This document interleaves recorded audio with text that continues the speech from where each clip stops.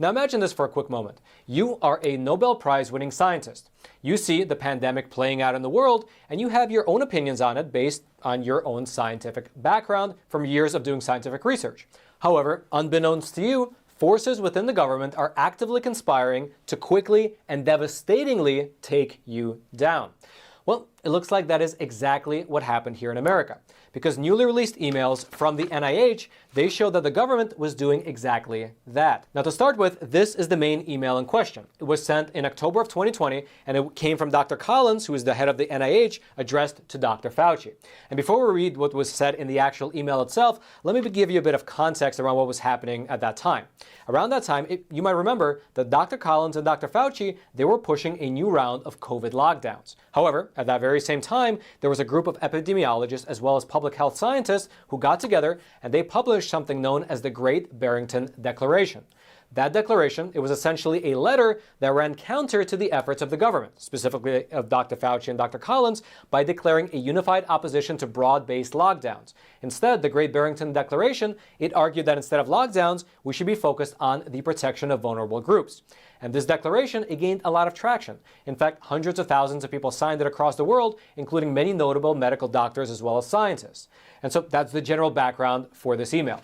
Because amidst all this, as the government is pushing for more lockdowns and a group of doctors and scientists is arguing against lockdowns, here's what Dr. Collins wrote to Dr. Fauci. Quote, "This proposal from the 3 fringe epidemiologists who met with the secretary seems to be getting a lot of attention, and even a co-signature from Nobel Prize winner Mike Levitt from Stanford. There needs to be a quick and devastating published takedown of its premises. I don't see anything like that online yet. Is it underway?"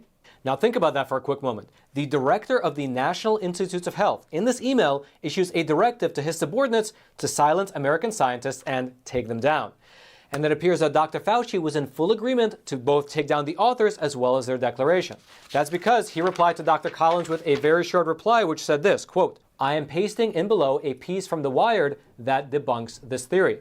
And then below that message, you can see an article from a publication called Wired.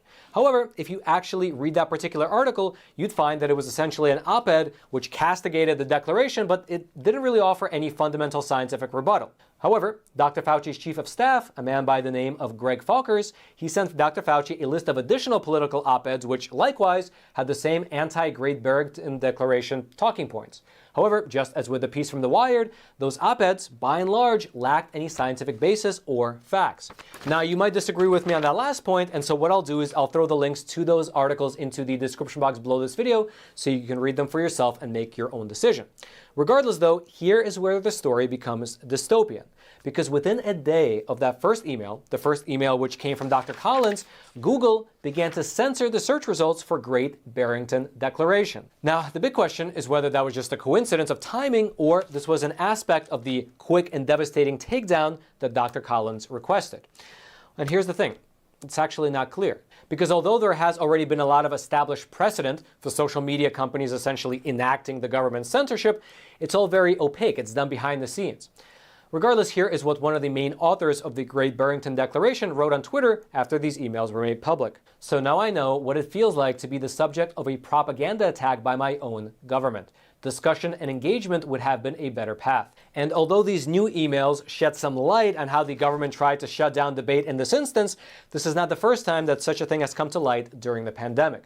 In fact, there was a previous episode regarding the lab leak theory, which played out in very similar fashion.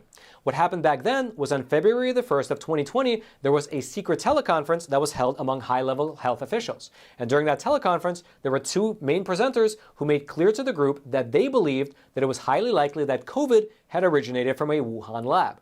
Now, one of the presenters, it was a man named Christian Anderson, who works at the Scripps Research Institute, and he told the group that he was, quote, 60 to 70% sure that the virus had come from a laboratory. And then the other presenter, Mr. Edward Holmes, who was a scientist who worked both for and with the head of the Chinese Center for Disease Control and Prevention between 2014 and 2020, he told the teleconference that he was 80% sure that the virus came out of a lab. However, here's where things get a little weird, because even though those two presenters during that teleconference said what they said, they were, at the very same time, working on an article, which was later known as proximal origin, and that article, it publicly promoted the natural origin theory, and it dismissed any lab leak theories. Then that article, it was used by both Dr. Fauci as well as a lot of the corporate media outlets to both push the natural origin theory, while at the same time dismissing the lab leak theory.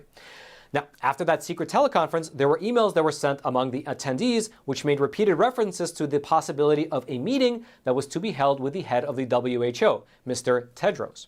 In fact, during that time, Dr. Collins, who was again the head of the NIH, he sent an email to Dr. Fauci, which said this: "I can make myself available at any time 24/7 for the call with Tedros." And then on February 2nd of 2020, which was again the day right after that secret teleconference, Mr. Jeremy Farrar, who was the British Pharmaceutical Trust Director, he emailed Dr. Collins and Dr. Fauci telling them that, quote, "Tedros needs to decide today." And in that email, right below the message, Mr. Farrar included a link to an article that had just been published on Zero Hedge, which discussed the possibility that the virus had come from a lab in Wuhan.